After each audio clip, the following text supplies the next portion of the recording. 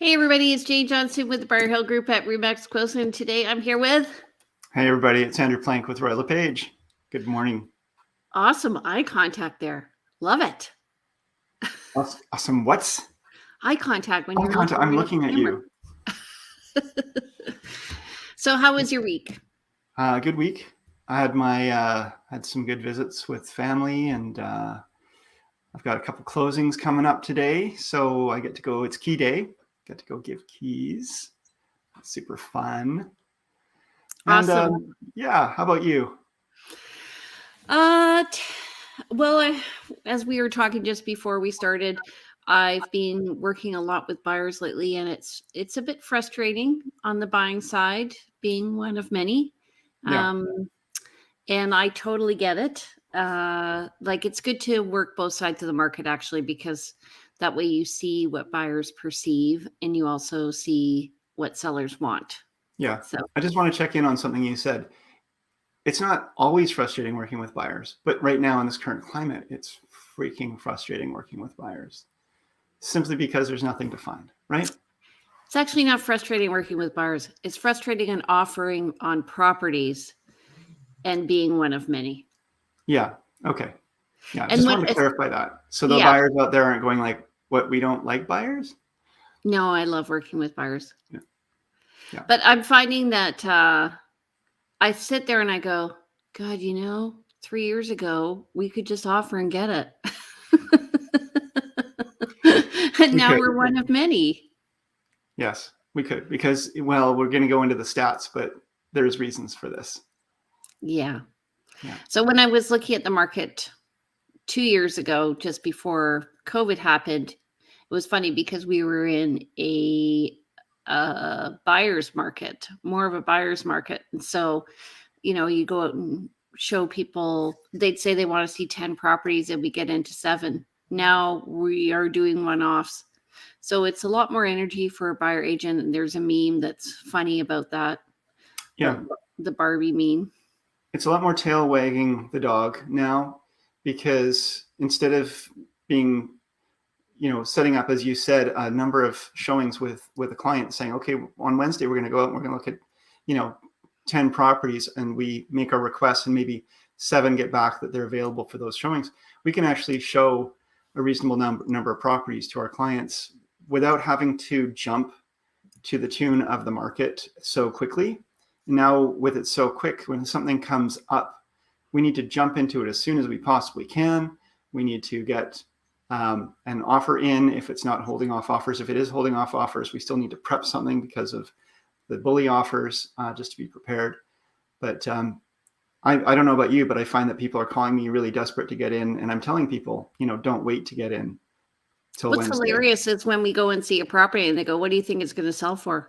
I'm like, there really aren't any comparables in this market, because in a rising market, we're already looking at the past, but I say we have to see what the strategy is on the day of the offer.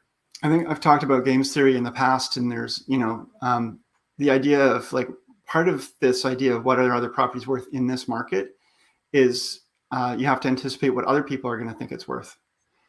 And what are people going to be offering?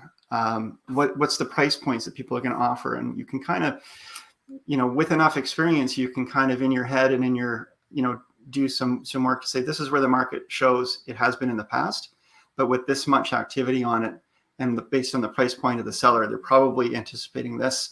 And if you want it, you're probably going to have to go just a little bit higher. Do you give them a number? I don't give my clients a number.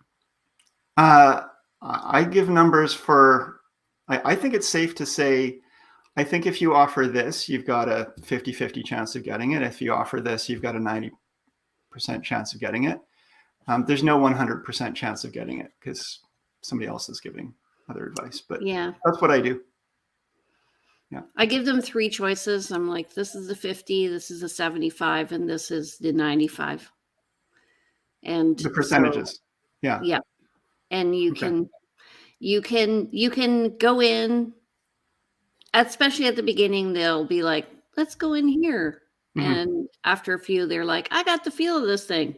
But I find I'm reticent to give an exact number because I don't want to spend somebody else's money if they No. don't, if they Well, want to win it.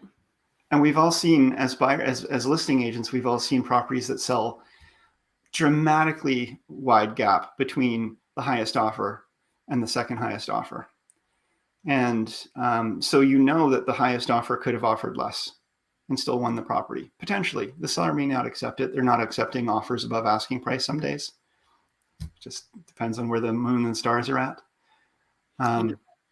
But yeah, you do see that gap. But then that's where the percentages come in. And there are certain people and some buyers that either evolve or they stay where they're stuck where they are.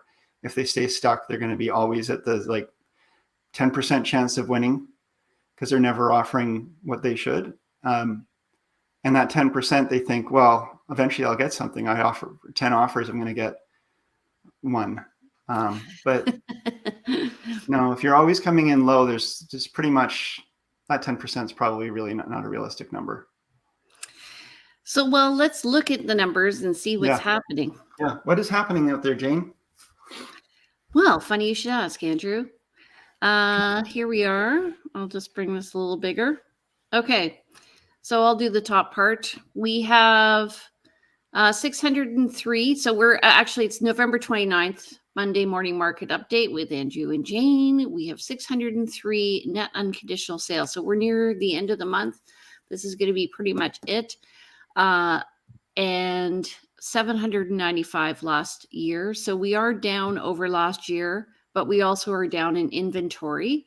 New listings just at 659 compared to 823 last year. And overall active listings at 936 compared to 1813 last year. Half of last year. And again, broken record, but last year was still low inventory. Yep. And what's interesting is, so you look at this, we had 2/3 of what we kind of have for inventory sell in the last month. We're rolling over our inventory pretty dramatically. We're staying, we're this number at 936. It's gone from the last couple of months from 1,100 to 1,000 to 936. It's just going lower and lower. And come December, it's going to be much lower. So interesting. So Market Watch, what happened in the last week? We had 146 new listings go on market with 152 properties go pending. So of the active listings, 152 went to pending. 16 price decreases, 2 price increases, 3 properties came back on market after having been withdrawn or taken off market for a short time. 10 expired. I'm reading that wrong. 10 properties expired. So again, people can still overprice their listings and not get a sale. And 1 was withdrawn. Any comments on those, Jane? I did get asked by a newer realtor this week whether or not relisting a listing was a good idea or not. And I was saying to her that sometimes in the realtor.ca, you do see that people can click off only new listings, so they may not see your property if they've just come in to start looking. And that's why sometimes you see expired listings or withdrawn listings because people are relisting it. So the purpose of that is to bring attention to it again. And so it comes up again in the search. And this is just also what they may do is change the picture on the front. So different things you can do to try to give a little bump in recognition. Changing the picture in the front is just because if you've been scanning through listings and you see the same thing over and over again, you start to discount it, or it just goes into background mode. So just switching up that might give somebody oh, that's a new property. That's something I haven't seen before. And it's amazing how important photos are. Yeah. And, just looking at the numbers overall here, we see we're outselling again. So we're not going to see an increase in inventory, I don't think, until the new year. No. I think we will see some pretty big bumps in the new year. I think there are definitely people waiting to list. And then that strategy you mentioned, I just circle back on that for anybody. You mentioned that we do get some new agents watching us as well as the general public and experienced agents. Hi, everybody. We were given, advice in the past, when you want to relist a property that's been on market, let's say 2 weeks, it had maybe a false start for whatever reason. Maybe there was an offer that was placed on the property, it was conditional and it fell apart, and you want to relaunch with a fresh start. Don't cancel the listing, change the expiry date. It's just a better way of protecting yourself and the agent if you're from some of the provisions where if you expire it early, there's still protections for you if it sells to somebody that you brought in as a result of your activities. Whereas if you cancel it, you've actually canceled the contract. So expiring it still protects you some ways. So expire it early, so you do a change order and then relist. It's a little subtlety, but that might be why I'm saying this too, because it might be why we're seeing those expiries. But I do also think that there are truly overpriced properties out there, people who are, missing the mark, and they are truly expiring after a 3-month, 2-month, 6-month period. Well, also it's the end. It's like the Monday before December, and many people are deciding to take their house off the market. Mm-hmm. So you're just going to find people are just going to wait because they want to enjoy their Christmas and not, worry about showings. That being said, last year when I had a listing that was having difficulty selling, I said to them, just keep it on because everyone's going to take theirs off. And so it sold. So you want to be one of a few in terms of listings, not one of many. So it's actually a great time to sell. Supply demand, right? Really, really high demand, low supply. You're going to get a lot of people coming through your doors. Come spring, still going to have high demand, but the supply will be higher. So it'll spread it out. You're laughing at me again. Jane laughs No, at I'm me. not laughing. I just think it's funny. It's funny, the nuances of real estate. So the other thing is if you are going from a major price bracket to another price bracket, it is better to relist it. So like if you're going from $1 million to under $1 million, you're just going to reach a whole different crowd by doing this. So we suggest, anyway, talk to your realtor about the pricing strategy. Yeah. Okay. We have tools too, where we can do a little search, and it'll, plug in the price of the property that we have listed and adjust the price by $5,000 increments, $10,000 increments, 25. And you can see how many more or less people will be showing up on a search. And it's interesting because sometimes by lowering the price by $10,000, you hit a new price threshold and you open up way more buyers for that property. And that puts so much more demand on that property that it then pumps back up, and otherwise it sits there. And sometimes I've actually seen where by raising the price a bit, it catches more eyes. There are certain price stratas, you might say, where there are more buyers than others. Yeah, although when somebody says that to me, I don't know, it makes me wonder. Anyway, there's a lot of thought that goes into the number I give people on listing. So, all right, let's look at this. We are going to review property disclosures. So we have two different types of property disclosure statements. One's for strata and the other one is for single family homes. And those two main types, because we also have like bare land stratas, and isn't there a mobile home type one as well? I mean, there's a few kind of rarer ones out there. Anyway, the Victoria Real Estate Board has these two mainly. Okay, so I'm just going to read a few statements off of here so that everybody understands. So it's designed in part to protect the seller by establishing all relevant information concerning the property has been provided to the buyer. It is important that the seller not answer, do not know, or does not apply if in fact the seller knows the answer. An answer must provide all relevant information known to the seller. In deciding what requires disclosure, the seller should consider whether the seller would want the information if the seller was a potential buyer of the unit. The buyer must still make their own inquiries And after receiving the property disclosure statement, each question and answer must be considered keeping in mind that the seller's knowledge of the unit and development may be incomplete. So this is like if somebody's not involved in the strata and they're asked to disclose information, or they haven't lived there over the past 5 years and Yeah. they've been asked to disclose about recent levies. Let's Additional sorry. Are you reading this whole thing? Or I'm going to read most of it because okay. I read it earlier. It made I think it'll give it context. Additional information can be requested from the seller or from an independent source, such as the municipality, regional district, or the strata.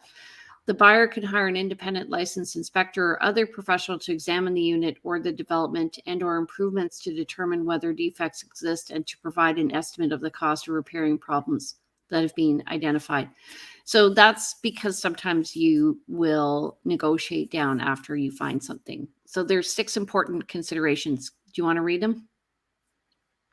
No, but I'll. The seller is legally responsible for the accuracy of the information which appears on the property disclosure statement. Not only must the answers be correct, but they must be complete. The buyer will rely on this information when the buyer contracts to purchase the property. Even if I'll just call it PDS, is not incorporated into the contract of purchase and sale, and we always do that, it's on addendum 1, the seller will still be responsible for the accuracy of the information on the PDS if it's caused the buyer to agree to buy the unit. The buyer must still make the buyer's own inquiries concerning the unit in addition to the PDS, recognizing that in some cases it may not be possible to claim against the seller if the seller cannot be found or is insolvent. Anyone who is assisting the seller to complete a PDS should take care to see that the seller understands each question. And I do find actually now that we're doing more of these over Zooms and things. Yeah, that we actually probably get better answers because it's more of a discussion. Yeah. It's recommended that the seller complete the PDS in the seller's own writing to avoid any misunderstanding. And so what I found though is sometimes the seller doesn't understand the question. Yeah, and we do often see property disclosure statements as buyer's agents that have been obviously filled out improperly. And we've seen the house, we can see what's going on there, and they've answered a question through a misunderstanding, and it's pretty clear. And it's best to get that corrected by the listing agent, but you can kind of tell. And that's the challenge with these property disclosure statements is they're a disclosure by the seller, but they're not necessarily, they're not professionally filled out. The sellers may live in the home, but they don't. Some of these questions are complex. Yeah. Now, in a strata with the underground oil storage tank, often a buyer or seller, doesn't know. I want to take a step back here and just sort of talk about maybe how this developed, because when we list properties, buyers have lots of questions, and in the past, property disclosure statements started becoming a practice, partly as a result of buyers, having frequently asked questions. Thanks, Cliff, for that. That was in relation to an earlier parts of the discussion. I don't know what part of the discussion he thought was nothing changes, but things. There's lots of truisms in this business; they just stay the same. Anyway, property disclosures have sort of developed over time. They started out really simple, and they've developed as we've sort of seen more and more questions come about. Most recently, we've seen the number of questions about radon, which when you ask your clients questions about radon, they go, what the heck is this? We don't even know what radon is. So we see this develop over time. Our real estate board has made a requirement that these property disclosure statements get listed with the listing, that they be posted with the listing. They don't have a requirement that they be completed or filled out. They just have a requirement that they be posted. And we will see them sometimes posted because there's pros and cons for a seller making disclosures. Because if you can't accurately disclose, you put yourself at risk. On the other hand, if you don't disclose, yes. But if you don't disclose, buyers will be concerned. Go ahead, Jean, sorry. Right. So the reason why this came up was we had a client interested, not Andrew and me, but just me, who was interested in purchasing a property. And we went to review the property disclosure, and we saw it was closed out, and they were advised by a real estate lawyer that they should never fill these out. And what was interesting was my buyer said to me, well, if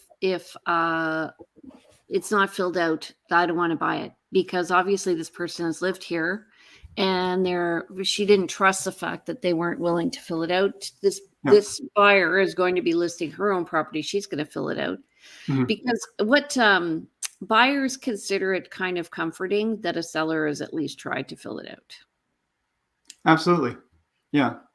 And I mean, nobody wants to go to court and haggle over what somebody's intention was in filling something out and whether it was right or wrong or what have you. But this does get incorporated into the contract, 99 times out of 100, and forms part of the contract, gets all initialed by the buyers and sellers. And so it is something that is deemed to be relied upon. It doesn't, as Jane read earlier, it doesn't take away the buyer's responsibility to do their own due diligence. And it's also, by not crossing it out, it doesn't take away the seller's responsibility to disclose what is called a material latent defect. So you can't avoid those legal responsibilities. Right. And part of this, like in a strata, part of it is regarding the land, part of it is regarding the building, and then part of it is regarding your unit. So the land, usually I would say a buyer, or a seller, unless they've been on the strata, probably doesn't know of existing tenancies or anything like that. And but as they start to talk about the building, there's going to be issues that will come up in strata discussions. And so when a buyer is looking at a strata, they're looking at the past 2 years, but there may be issues that have been happening for a long time. So some of the questions are you aware of any structural problems with any of the buildings in the development? Are you aware of any problems with heating or central air conditioning, damage due to wind, fire, or water, any infestation, or unrepaired damage by insects, rodents, or bat? Any leakage or unrepaired damage. So like, for instance, I had a seller there was a crack in the foundation of the garage, and the strata had been watching it for 10 years. And so we disclosed it in the property disclosure statement, so that when the buyer went, this is before now where people read them before offers, but when the buyer went to review, it wasn't a surprise. So sometimes it's not what they find out, it's when they find it out.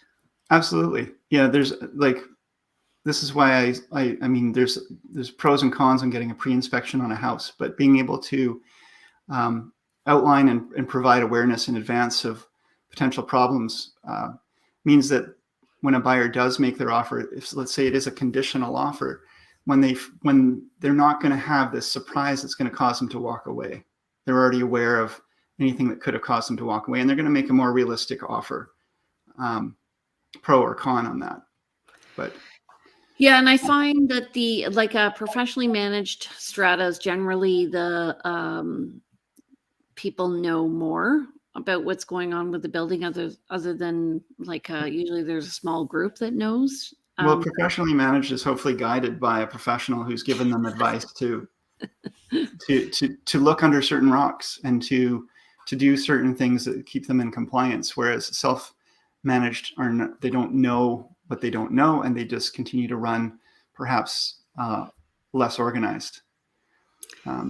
Exactly. So I've had 2 of those recently, and there is definitely a difference between professionally managed and managed by the strata president, essentially. So this is interesting because it's the special assessments paid in the past 5 years, which maybe a seller may not be aware of. But it's important because why would the seller not be aware if they've paid a special assessment in the past 5 years? You'd think they would be. Because if they haven't lived there for up to 5 years. Well, if they've only owned it for 2, the question is, have you paid any special assessments in the past 5 years? So I Right. think it's okay. Although, if they own multiple condos and you want to take it literally, never mind. Oh, I love seeing the head shake. Well, I mean, sometimes this is important because you know what? Okay, what happens is you're with a buyer and they want to write an offer on a property. And so you're looking at the property disclosure, you're trying to figure out if they paid any special assessments or whether or not there's any proposed, which is a good idea. And then what you're trying to do also is figure out what plan they're following if they've got a depreciation report. So often those special assessments tell you what plan they're following. They're a That's a clue. good point. Yeah, right. You can align up the 2 dates and say, okay, it looks like they paid special assessments these dates, and the depreciation report is lined up for special assessments on these dates as well, or not, because there's 3 scenarios. Anyway, off topic. Often also people ask, what does the strata fee include? And that's answered on the property disclosure statement, which is important because some stratas include heat, some include hot water, some include hot water heat, some include the gas. Yep. And most of them include sewer and gardening and water management. At the same time, though, I find this is often filled out incorrectly. And, reviewing the strata financials will give you some good hints as to what may or may not be covered. If you see a large Fortis gas bill, then it's likely that gas fireplaces are included because they're not burning anything else for gas, perhaps. If you see large water bills or heating bills, hydro that is, if you don't see a hot water tank in the unit, they probably have a central boiler. But so there's things you kind of, I would say you treat this as something. This is how I treat the property disclosure statement, as a document that warrants further investigation. Right. Have you ever seen a reserve fund study separate from a depreciation report? I consider them the same thing, although I mean maybe they're technically different. The depreciation report is mandated, legislated as a depreciation report, but maybe people in the past were doing a reserve fund study that didn't really follow the same requirements. I'm not sure. I think that's kind of redundant. Yeah. And one thing is, if you're going to sell your place, know where your parking stall is and your storage locker. Yes. And listing realtors take pictures. Very helpful. Yeah. No, it's very helpful. Go with your client, walk down there, have them point out their storage locker, take a picture of it. You don't always have access as a buyer's agent or have time, so it's nice to have that as background information. Some agents will send an info package when a showing is confirmed, and that info package includes, this is where the storage locker is, this is where the parking is. This is some of the background information you might not, see on your visit there, and it's helpful. It's very helpful. And Jane and I are both pretty good at doing that as well. And it would be helpful if everybody read them. And I have to admit, sometimes I don't have time to read them, so it's not just me. Nope, it's true. Okay, radon. So this is more an issue, I think, with the interior.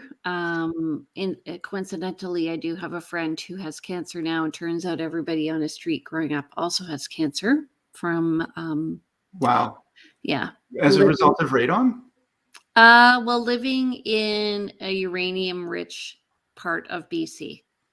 Okay. So radon is a radioactive gas that seeps up through the bedrock. It's heavier than air, but somehow, it comes up into your crawl spaces and basements and so on, and can sort of collect. So there's mitigation you can do by putting in blowers or having some sort of ventilation system. It doesn't take a lot, is my understanding, to mitigate radon. But to the point of it's not really a problem here, my understanding is it hasn't really been fully investigated here, so we don't really know. And you can find maps of, there's a BC map of showing, areas that are more likely to have radon gas. But it is possible that there's areas of Victoria that could could be subject to radon gas. I think it's everywhere. It's just the question is how much gas It's is usually there. if you have a rock or something in your crawl space, and if you go to a place like Oak Bay, or not Oak Bay, but older areas where they didn't blast a rock away, and it's just like you would literally have a rock. My neighbor has a rock in their basement, so just making sure that you're stirring up the air and allowing it to vent out. I think that's the mitigation system. We're not experts on radon, but if you're at all, I mean, it is worth doing a little investigation into if you're at all curious. And I'm not sure if it matters if you're actually on rock or not, because if there's ground beneath you and it's bubbling up, it's going to bubble up. If there's ground beneath you. You could have a home on stilts. Water, you could have a houseboat. Come on.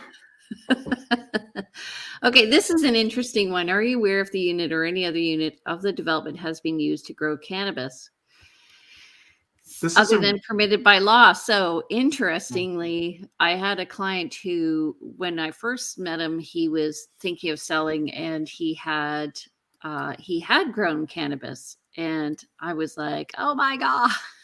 And then by the time we listed his property, because he'd done it with a permit, it was no longer a latent defect, and he didn't have too many plants and all of that. So that was interesting. Just the change. Somebody once said, oh God, I can't remember the quote, but basically some things are illegal because of the law. It doesn't mean they're morally corrupt or whatever. It was just interesting. Yeah. Like alcohol being illegal during prohibition, right? And then so it's a question of the change of the values. It's all a question of values there, but it's also, I mean, the intent of that question is around health and safety and in the home. And so for multiple reasons, I mean, not like cannabis grow up is one thing, and then there's drug operations is another, who's been coming and going around this home. But if it was, illegally, there's lots to that. But what you pulling up here? Oh, this is the one for when we first got licensed, Jane. This was before pot was legal, and we had to disclose if there'd even been just one plant in the property. You were supposed to say yes to it had been used for illegal grow, and then suddenly this property is stigmatized forever. Yeah, it's stigmatized, and the banks will look at it and say, "Oh, I can't loan on this," and so it was really confusing. It still is somewhat confusing because I guess legal is only a certain number of plants. It's 4. I don't grow it, so I don't know the numbers. Well, the thing I didn't realize was how big a pot plant gets. But the other thing is they're saying this about marijuana, but other people grow other plants, and they have a greenhouse. The point is that if it's a greenhouse within your house and it's requiring a lot of water and heat, and you're increasing the humidity of the air, that's the issue, really. Yeah, the issues with the illegal grow ops was people were bringing in lots of lights and power, and they were trying to hide it from the authorities. So it was often would have been done without permits. So I've seen some homes that were really just spaghetti wired and trashed because they had large grow operations inside them. So there's mold, there's faulty wiring, there's pulled apart drywall. It's really messy. So, I mean, the whole point again of this property disclosure statement is kind of like a launching point for further investigation. That's what I would say in all of this. Exactly. And the one for houses is not quite as onerous. More, I find people are wondering about unauthorized accommodation. This is a great way to disclose it to buyers before they actually write an offer on a property so that they're aware. Yeah, and this can then actually be a protection. You could read this as a protection for the buyers when they can read through this and find information that could cause them to choose not to go forward with the purchase or cause them pause. This is also protection for the sellers. I mean, there's things built into our contracts already our first addendum to a standard contract says, the buyer is aware of the impact of any unauthorized accommodation and so on and so forth. But the fact that it's been disclosed to them also, it bolsters this protection for the seller to say, I'm selling this home. It's not got authorized accommodation. So don't come back to me and say, I sold this as being authorized. It's up to you to, determine how you're going to use this property, and you're accepting it as you find it. Yeah, and what buyers perceive if a seller doesn't fill it out is it's a bit of a cop out, and where we see that they aren't filled out, though, and rightfully so, is if somebody's coming in to sell a property for their aunt or uncle or grandmother, then they haven't lived in the property. But also people who run rentals don't fill them out. The reason why is they aren't living in the property, although I would say, being a rental owner, I probably know more about that property than other properties, just because I'm always maintaining it. Yeah. So I want to circle back to the lawyer advice that was given to one seller and they were told, you put yourself at risk by filling this out. It is, on one level, it's true. By filling something out and making additional disclosure above what is legally required of you, you are going to be holding yourself to a higher standard of accountability. But it's also true that by not filling it out, you run the risk of putting off buyers, and buyers may not be willing to offer as much for the home, or you may not get as many buyers for the home. So you have to balance what you're going to do around the property disclosure statement. And while the risk of making, and also what's the risk of making that disclosure? What's the risk of putting yourself at higher, but as Jean was saying, if it's an estate, if it's someone who isn't really familiar or hasn't lived in the property, it's better probably not to fill it out, because then you're not making disclosures that are actually potentially incorrect. And that's the worst thing. Here's the story. So I had a client who we were interested in a house, and turns out it had an offer on it, and the offer had collapsed because the buyer found knob and tube wiring. So this is a long time ago, we go in to view the property, and the property disclosure statement, this is before it was all shared with people, is on the fridge, and the seller has added that there's knob and tube wiring. So my client writes an offer on the property, and we have an inspection, and of course we already know there's knob and tube, so that wasn't revealed, and so she didn't walk away from the property, because sometimes what happens is people are looking for a reason to hesitate going forward. So and I've had sellers say to me, well, I don't want to disclose that, like that'll just turn them off. It'll turn them off if they find out after the offer that you haven't disclosed the stuff. So just be upfront, because people will, especially now, you don't want people to regret buying a home quickly if you don't disclose.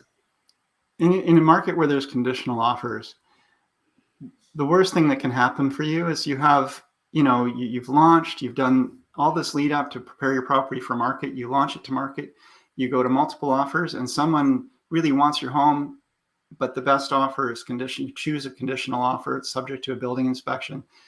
They do their building inspection, and then they find something inert almost, and that you might consider inert, or we as agents might see all the time, but for them it's a new thing. It's knob and tube wiring. Oh, there's some asbestos tape on the ductwork.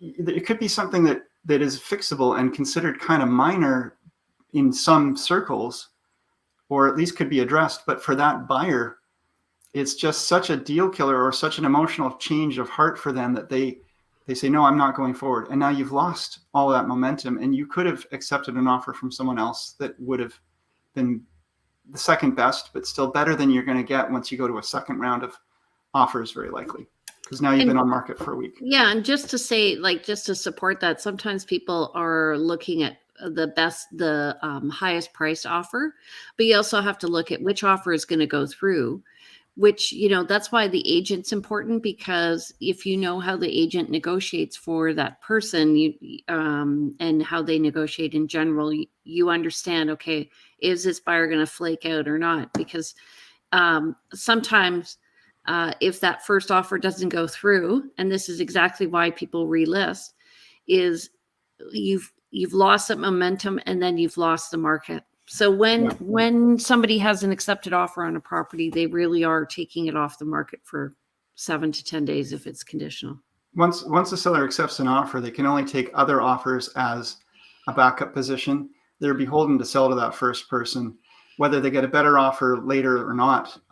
During that period, they can't sell to somebody else. They can only take it as a backup.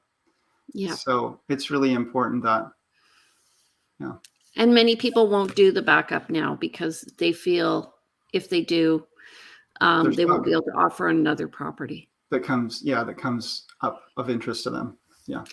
I think we've pretty much exhausted this topic. You think so?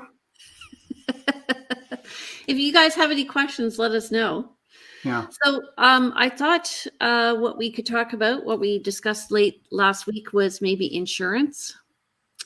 We've been told recently that insurance may be on hold for some properties, especially in lower lying areas. So this is interesting, and it's just sort of new news to us. So we don't really know much about this, or it's kind of hearsay, but we've been hearing from some of our colleagues that insurance companies are not insuring some closing, some as a buyer is coming up to the closing, they go, I'm looking for insurance for my new property. I'm going to need it to complete. And the mortgage is going to require insurance to be in place for them to fund. But the insurance companies are saying, you know what, there's been a lot of rain lately, and we're just going to wait and see what happens a little bit more if there's another flood event, before we actually agree to insure these homes. I would be really surprised, Jane, because I used to work in insurance, and this is like another lifetime ago, like many, many years ago, like when I was 20. But insurance companies, insurance agents are fiduciaries just like realtors are. And once they've provided coverage, they can't kind of walk it back necessarily. So once if you've called up and you've arranged coverage and you've got a binder saying, here you're covered for these dates, I don't see how the insurance companies can walk it back. I don't think that they're withdrawing. I think that they're not insuring new files. Yeah. So we'll find out. We'll get some maybe one or two insurance people here next week, and we'll talk about that. Yeah. And in the meantime, if you're watching this and you're watching the clouds, and you have a closing coming up in the next month or two, you might want to get on the phone and just solidify your insurance, just to make sure. There are some companies I understand that are not, some companies that are still all new news to us, but worth kind of get that done. So actually next week we're going to be doing our monthly market update. So we'll invite our local mortgage brokers to come on out and chat with us about what's going on in mortgage world. Okay. So if we do find that insurance is really becoming an issue, we might add that to next week's topic, I think, just because it's timely, but otherwise we'll put it off for a week or two. Okay. Yeah. So Andrew, how do people get in touch with you? Well, I'm here. So you can reach me at, give me a call, 250-360-6106, or text. Text is awesome. Or email me, info@andrewplank.com. You can check out my website, andrewplank.com. There's a great video there. It talks about how I operate. Don't Facebook message me. Don't Instagram message me. Don't LinkedIn message me. These are the main channels. Do those. I find text messaging works best. Yeah. If people want to reach me, you can reach me at 250-744-0775. My email is briarhillgroup@gmail.com, and I have two websites. One is briarhillgroup.com, which talks about buying and selling, and Vancouver Island Time, which talks about neighbors and is a home for these videos. Don't forget, we are here every Monday, and we'd love to see you. So please subscribe. You do it. You do it. Come on, do it. Thank you. Yes. All right. So every Thanks, Monday everybody. morning we're here. Please, please ask us questions. We were told last week that lots of people are watching, but they're not asking questions. and we can't see you all. So we'd love to know who's watching and how we can help you. Yeah, we'd love to have more questions just because it gives us, something to launch from and creates a little more lively discussion. We're not always so lively. Okay, you guys, take care. Have a great week, Andrew. Thanks, Jane. Take care. Okay, bye. Bye.